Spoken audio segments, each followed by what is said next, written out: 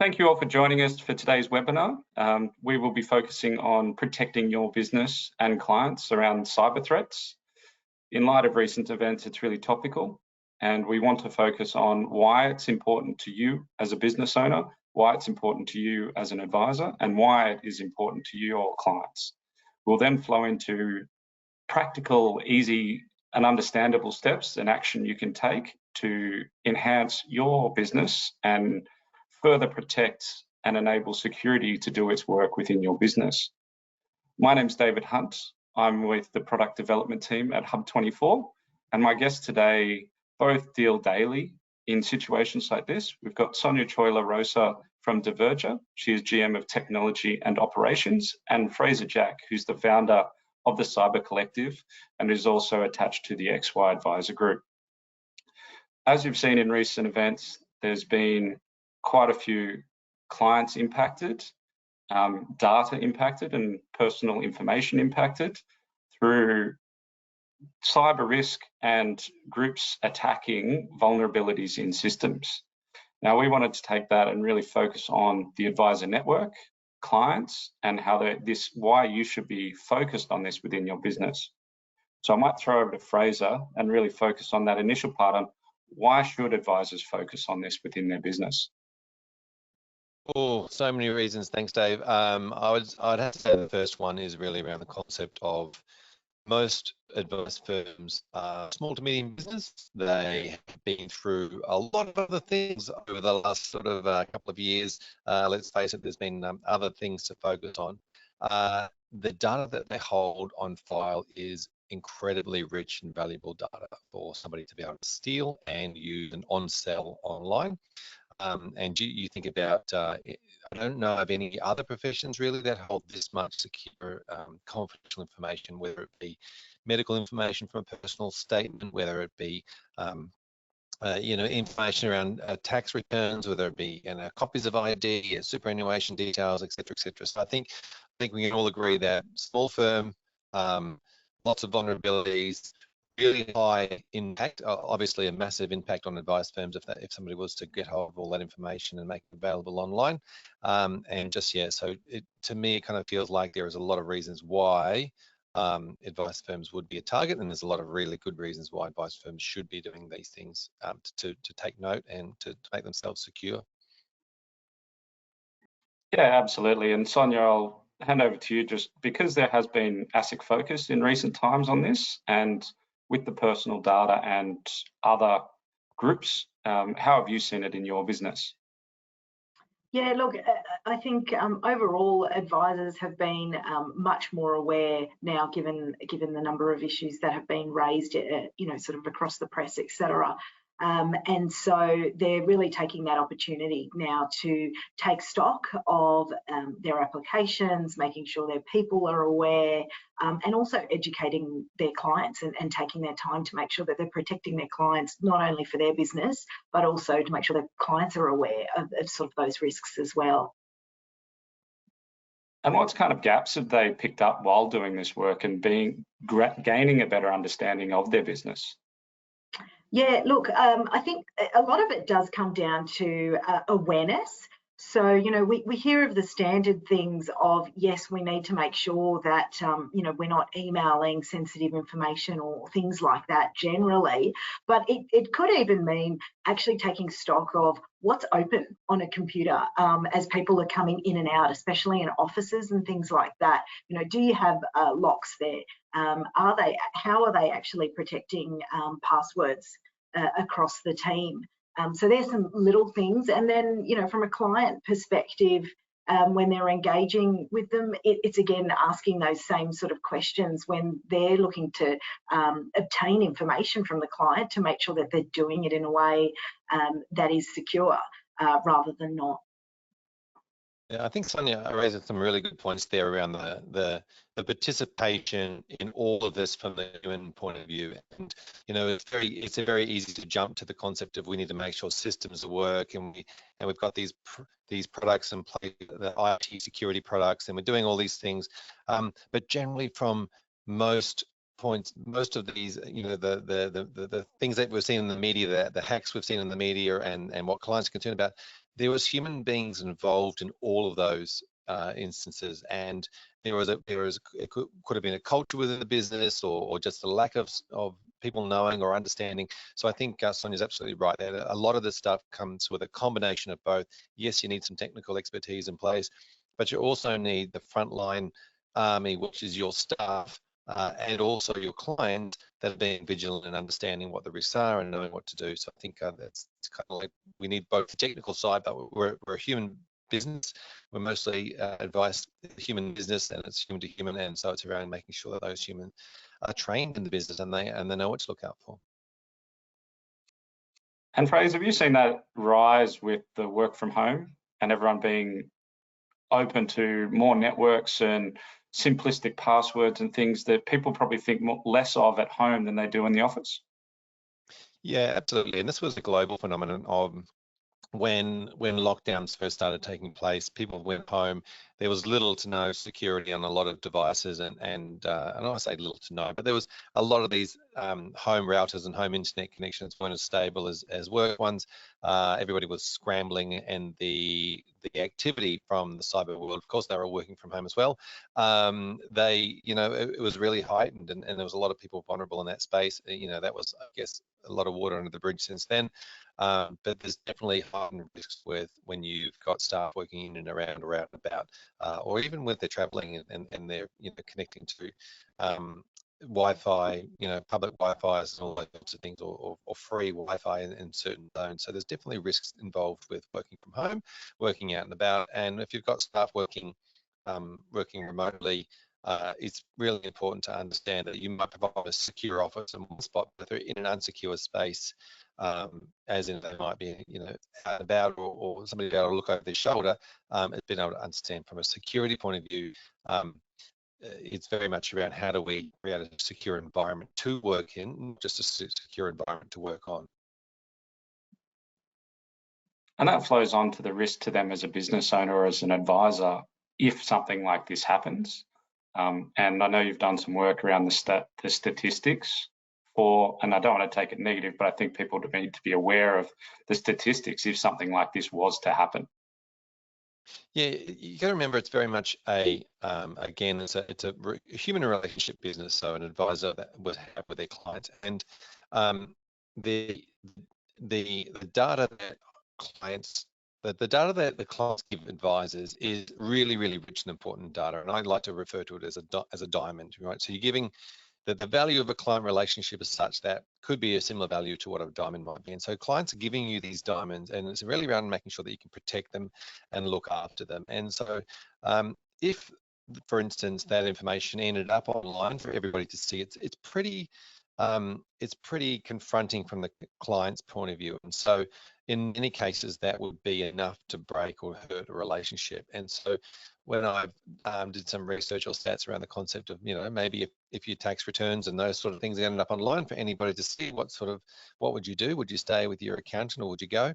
Again, another advice relationship business, and around 64% of people said that they would leave their accountant, which is pretty confronting from an advice point of view for a practice to think about, losing up to that percentage of clients through a data breach. Really not that much fault of their own.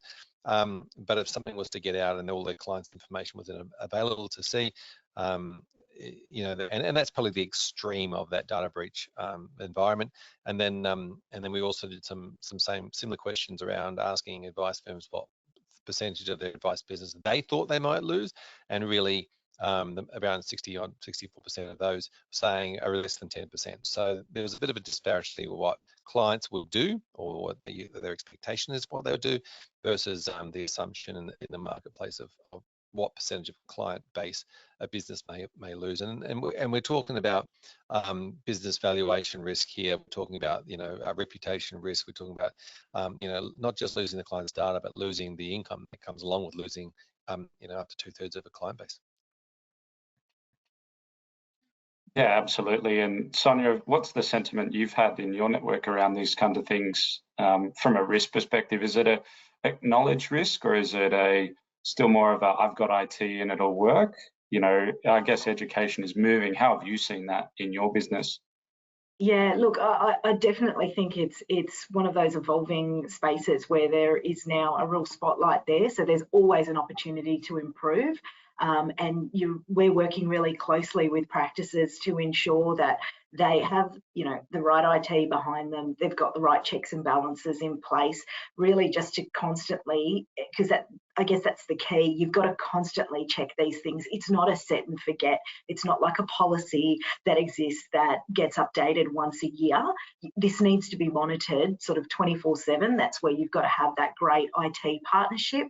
Your people need to be really clear, or your teams need to be really clear about, what are potential risks and then what to do. In the event that they even suspect that there is an issue, they need to be crystal around that. And then most importantly, where is all your data? Whether that's client as well as, thinking about your staff internally in your practice. You might have HR files, you might have, personal information for your internal teams.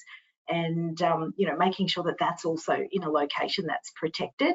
And really the spotlight's on that. And as I said, it's an evolving piece. It's not going to be one of those areas where you say, I've ticked a box and, oh yeah, I've done that now, and I can put it to the side for another 12 months.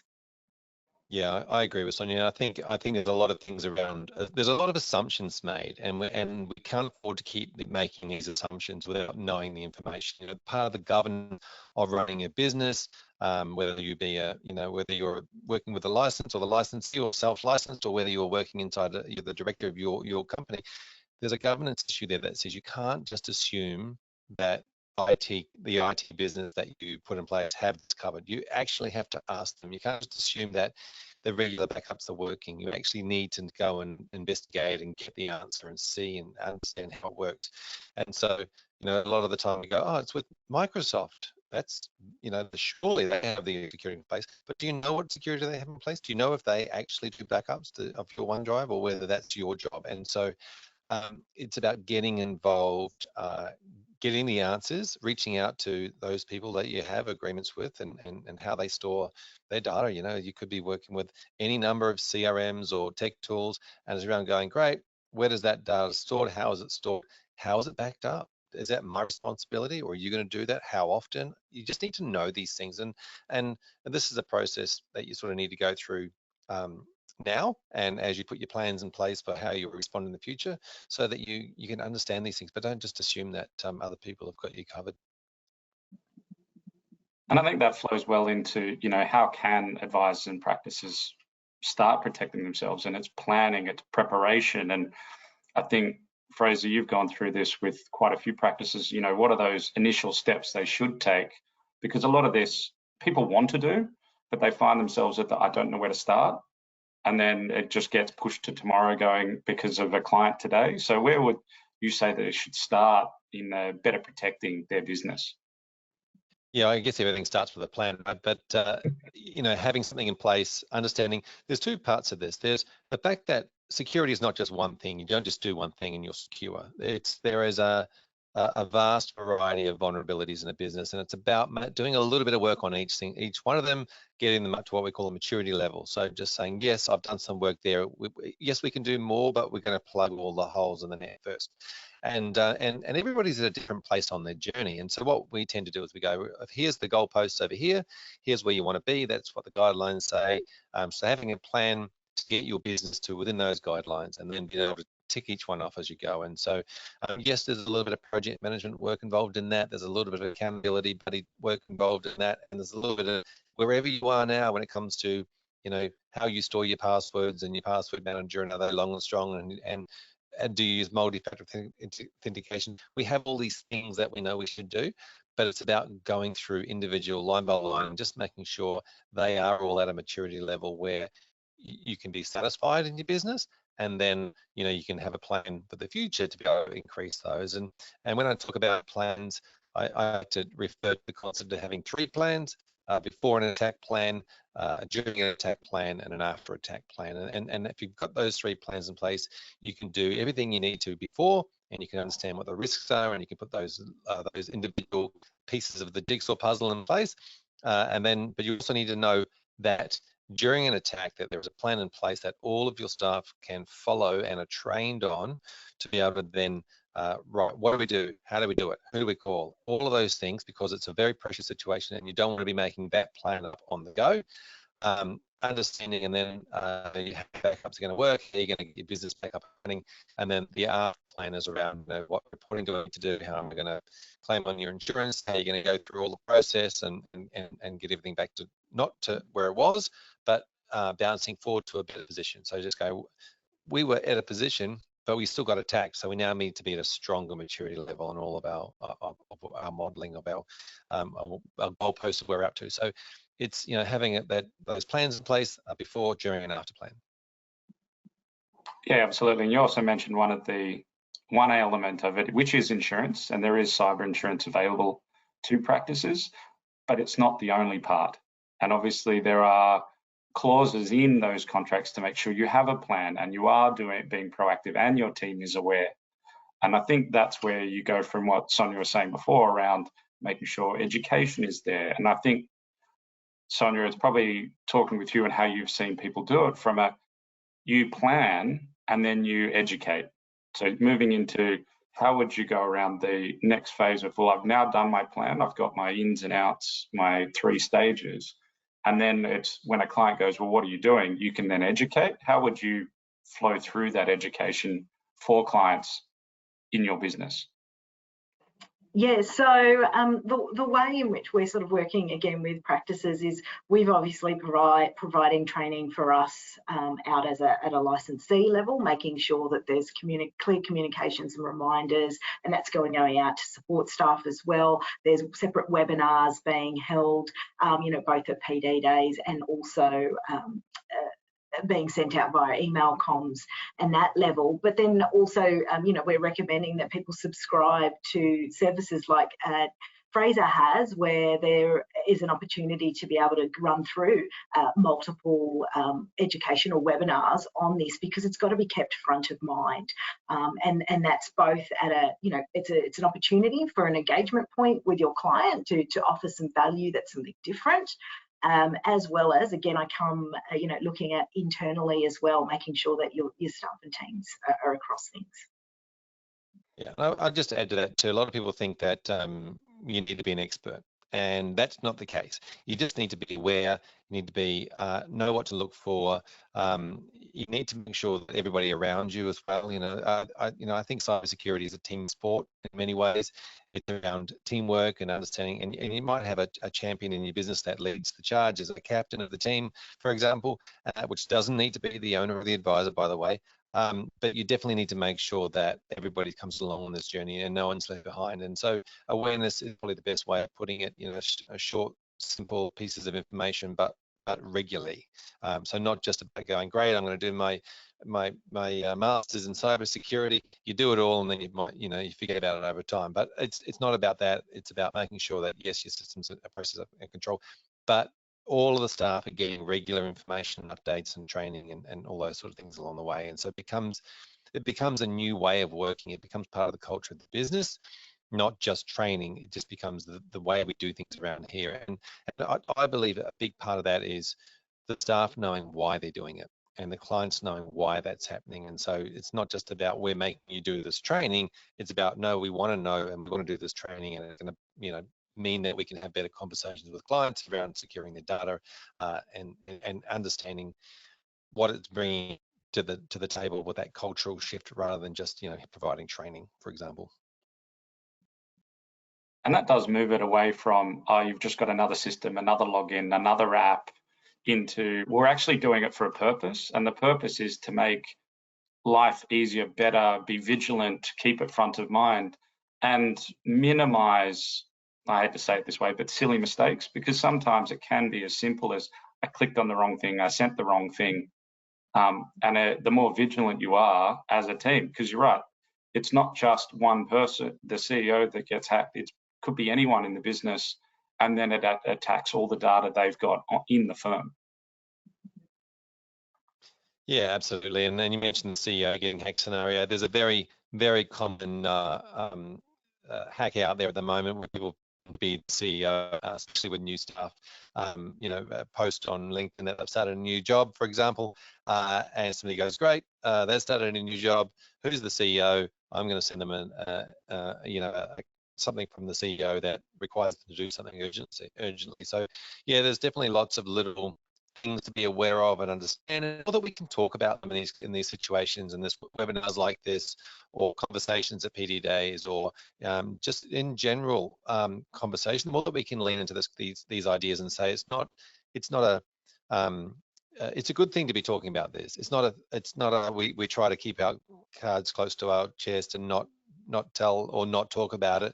I think from the point of view of, you know, this profession is really good at being able to share knowledge with each other, and really good about being able to help and support other practices that may be in competition to them. But you know, we sort of like the idea of focusing on that all clients in Australia should be able to trust in financial professionals, and trust that they're safely in looking after securing their diamonds. And so if that's the case, then we should all be, you know, working together to raise the bar on what's going on. And you know, things like as you mentioned before, you know, getting things out of email and making sure there's better ways of sharing information. You know, that's just not up to the advice firm. That's from the clients sending information, and from, you know, the providers and all these. Everybody kind of needs to come on board in some way, and it's not going to happen overnight, but it does need to happen over the next sort of 12 months or so. We all need to start thinking about these things, talk about it a lot more, have these conversations. No, like I said, don't assume anything. Know what your obligations are, and be able to have those, you know, fairly open and frank conversations with the people that you work with, the providers, or the whole all the stakeholders involved in the whole supply chain. Absolutely, and it also flows up. There's a lot of focus at director level now. So not only you're an advisor, you're a business owner, you're a director, and there is accountability at those steps. So it's also important from that aspect as well as, but I'll always bring it back to your clients are the most important thing. Their data is the most important thing, and you don't want to be in a scenario that a error has led to a diminishing relationship that is very trusted. And protecting that is extremely important for everyone in the business. Just moving into more of a practical steps, Sonia, where would you get someone to start? If they were to, as we've said, make a plan, what would be the quick tips you would say they can pick up and run with in the next month before doing the full process, so to speak? Yeah, look, I think one of the simple things that they can do, you know, initially is a password manager of some sort, right? So there's a number of those out in the market. Like, let's just get something in there. Don't keep it on spreadsheets. Don't keep it on your OneDrive. You know, that type of thing. So get some security around that. Second is ensuring that you've got multi-factor authentication turned on. You know, I know in the past there's been a struggle around that. It's the norm now. It's not necessarily going to be 100%, you know, protection, but it's just slowing things down. So, you know, doing that and making sure that that's there. You know, taking the time to actually go through what are the applications that I have and who are my third-party providers. You know, I especially focus on those third-party providers because sometimes you haven't considered, well, what contracts have I signed with those third-party providers, and what protections do they have in place if something goes wrong, and is it up to the same standard? So really getting a documented list of that and taking the time to take stock of those, because maybe there's some that you're not comfortable with any longer that you may want to change that. So that, and then, you know, bringing the team on that journey, right? Making it really clear, this is what we're going to do. This is where we're going to start, this is why, and you know, getting them to have an opportunity to bring up and have those conversations about things that they may not understand, things that they want clarity on as well. So that way, again, going back to Fraser's point that, you know, they're all coming on this together, and they're just having that open conversation about it.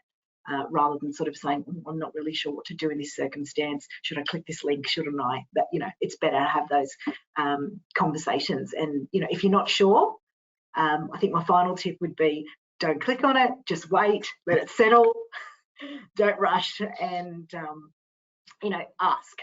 You're better off just saving that time. I agree with Sonia, everything she said, and you're completely right about the concept of slowing down. You know, security is going to slow you down, whether it's multi-factor authentication or waiting to click or double checking. You know, if you get an email, make a phone call, all those things that are slowing you down are like a speed sign on a dangerous corner, right? It slows you down, yeah, sure, but it's doing it because it's the right thing to do, because one day you'll take that corner and you'll end up, you know, over the edge. And so yeah, a lot of it is around the mindset. You know, there are a lot of quick wins, as Sonia just mentioned, that you can make sure you've got in place, but you've got to make sure you have them in place. You know, you've got to put a project in place to make sure that that actually happens. You don't just say, oh yeah, we're going to get one. But it's actually set up. If you put a, you know, password manager in place, that it's set up properly. You know, go to that extra effort to get that done. I think understanding the risks is also a very big important part of this first step. Just understanding what could go wrong and understanding where the risks lie. I also think there's quite a lot of risk in email and how we share information around, whether it's attachments to email and those sorts of things. Not so much that we're sharing it over email, and there are some vulnerabilities in email, but the fact that we leave it in there. So I'd like to talk about the concept of data in transit and data at rest, which is the nerd terminology. But then if we're thinking about how email works, we do that. We post things over email, and email was very much set on the standard old school snail mail delivery system. And the concept is it sits in your letterbox, which is out the front of your house, which is not necessarily the 365 you have inside the house, but that's a copy of it. And to making sure that it doesn't sit in that letterbox out the front of your house. So if stuff comes into your email, then you take it out of email, you put it in the vault, whatever your vault is, you know, choose your vault. But then you don't leave it in your email, because that then creates another vulnerability point where it sits in your email. It also sits in your client's email, because they send it to you and there's a copy there. And so if you go into your email, or somebody gets into your client's email and they search for tax returns and copies of ID, it could well be sitting right there in plain sight to be taken. So it's about making sure, you know, those sorts of things, those sort of vulnerabilities are considered and said, oh, okay, from a new system, we really need to think about not having stuff stored in that email. So there are definitely a lot of quick wins. Obviously, security systems in place. Again, we talked about that concept of security systems only really work as long as staff are working with them. So it's about making those two work together, but there's definitely a lot of quick wins involved. I think one of the other areas you've both spoken of is there is training, there is slowing down. I think you, as a business owner, need to be prepared for that from a cost and budget perspective, because we often talk through, well, you need to do this, you need to do this, but it may actually slow you down on other things, or there may be additional cost to it, which you need to be prepared for. Have you seen that being the case, Fraser, through the people you've worked with? Yeah, absolutely. And like anything, if you implement something new to your business, this is not about putting it in place today and then forgetting about it. It's there's ongoing costs involved. Even just if you think about, having cyber insurance, for example, that's going to set you back, maybe couple of $2,000, $3,000, $4,000 a year, whatever the size of your business is.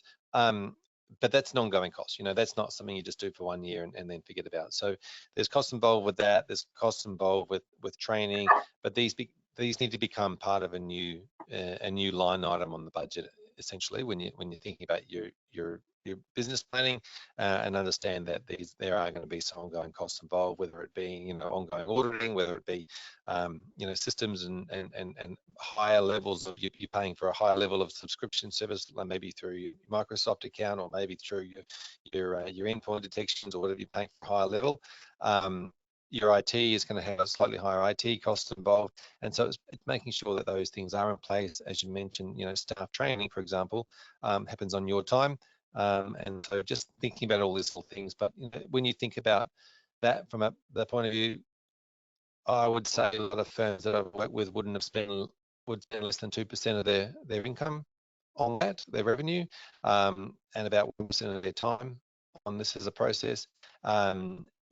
Versus the flip side of that, which is as we talked about before, the catastrophic conversations that you don't want to have with your clients, and the potential loss of business valuation that could come along with it.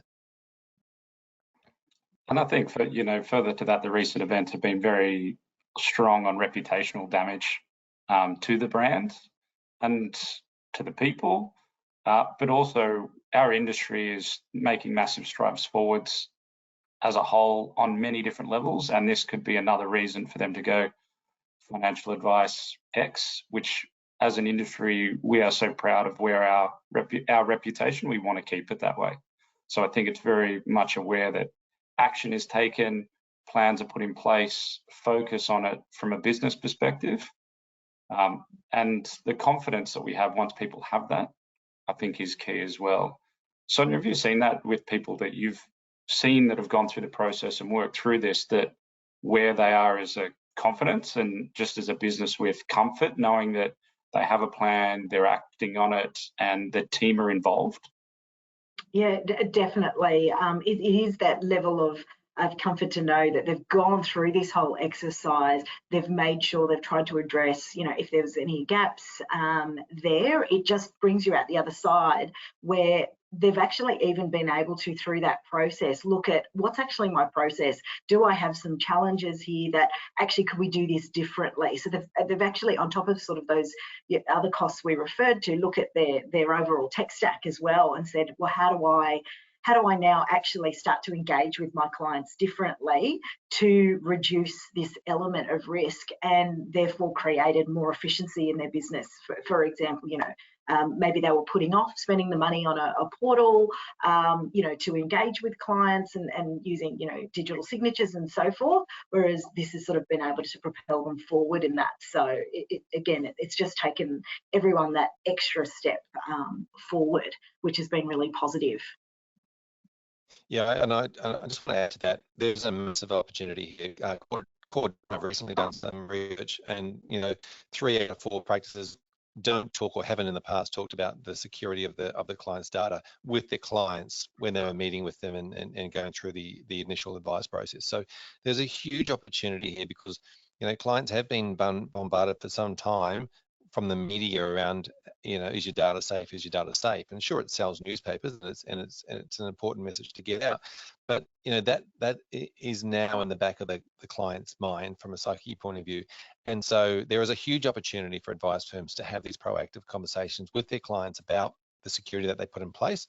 Obviously, put the security in place first before you have the conversation, but have the conversation around, have a way that you're going to communicate, a communication plan with your clients and how you're going to speak to them, how you're going to roll it out. And as Sonia said, if you're introducing a new process, this is a very good reason why you're introducing it. And the feedback we've seen from consumers or clients to advisors has been, oh, thank you for taking, you know, like I was worried about it, but I didn't want to say anything, but you've just come and told me why we're doing this new portal thing. Thank you for looking after my data. And being proactive with clients is always the better way to be. It enables, and it just furthers to that trust that has already been established with clients, and just making sure I'm thinking about this in advance for you because it's important. And I think when we've looked at what we've spoken of today, it's been there are significant risks to you and reputationally, clients, monetary, but it's plans, education, focus, time. And focusing also on this is not a one and done, and you cannot absolve yourself responsibility from cyber.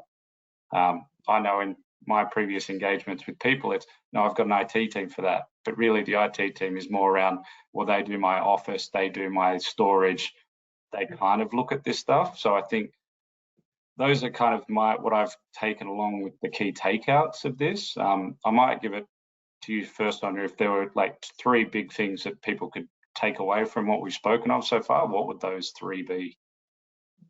I would say awareness, sitting down and working out your plan, and just get on with it. Time is a factor, and yeah, get on with it, get started. And if you need help, you know, reach out. Trace, do you want to go next? Yeah, look, I can't narrow it down to 3. So you're absolutely right. This is about, like, if you create a financial plan for somebody, the plan itself doesn't help. It's the implementation of the plan, right, that helps. And so the plan is just a great step in the process, because you kind of need to understand what you want to do and why you're doing it, and getting your head around it in the right headspace.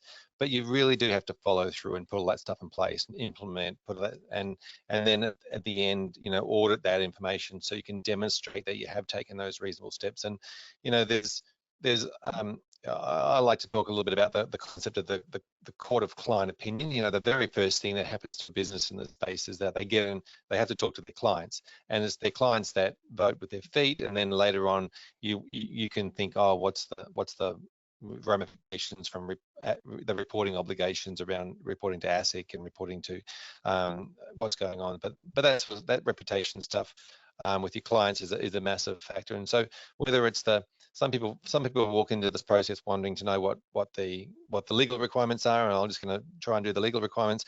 Other people come at this with, no, I just don't want to have that conversation with my clients. I'm going to do everything in my power to make sure that never happens. And so whether your motivation is, you know, around the regulatory guidelines or whether it's around the client end of it, I think no longer can this be something we're thinking about.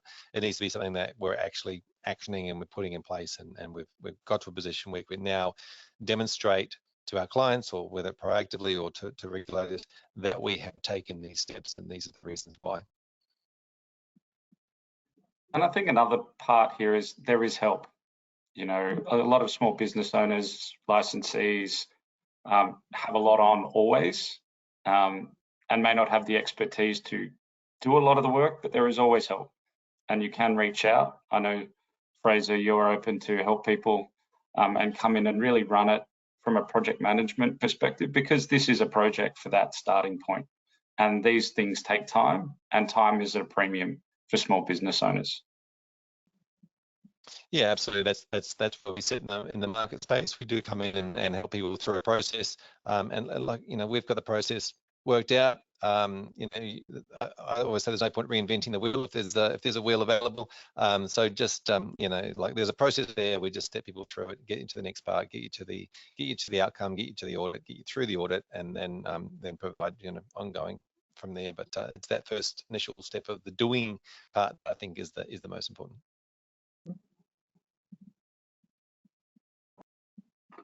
Yeah, absolutely. And I think that's probably a good way to end our webinar for today. I think I'd like to thank Sonia and Fraser for their time today. It's really been around educating and helping you with your plan and what you're looking to do in your business. And obviously, if you'd like more information, please contact Fraser at thecybercollective.com.au. Thank you very much. Yes, definitely. Thank you. If you reach out. Thanks, Dave. Thanks, Sonia.